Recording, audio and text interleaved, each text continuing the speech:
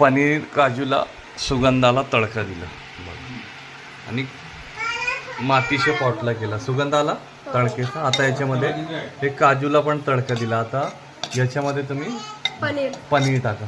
आणि ते काजू मिक्स केला आणि पनीर मसाले हे आता आपलं पनीर काजू कतली करून राहिले याच्यामध्ये. ओके, आता तडका देऊन दाखवतो मी तुम्हाला. गरम पाणी वगैरे नाही, काही गरज नाही. हे बघा, हे सुगंधाला काजू पनीर सुक्का झाला आहे. बघा किती सुगंध पण येऊन राहिला. आपण याच्यामध्ये पुदिनाचा पण तडका दिला. आला सुगंध. ओके, आता याच्यामध्ये ग्रेव्ही करायचं मला. आता ते वाटलेला मसाला टाका याच्यामध्ये.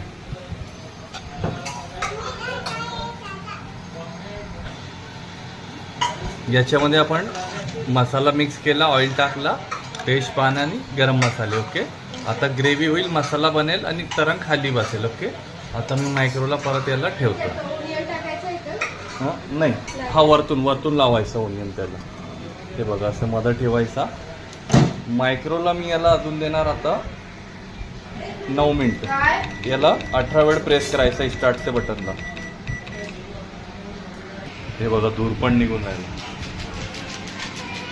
हे झालं आपलं पनीर.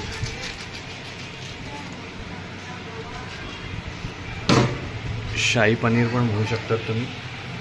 भरपूर सुगंध पण येऊन राहिला आणि महत्त्वाचा मातीच्या पॉटला केला आपण. काजू वगैरे पण टाकला. ओके,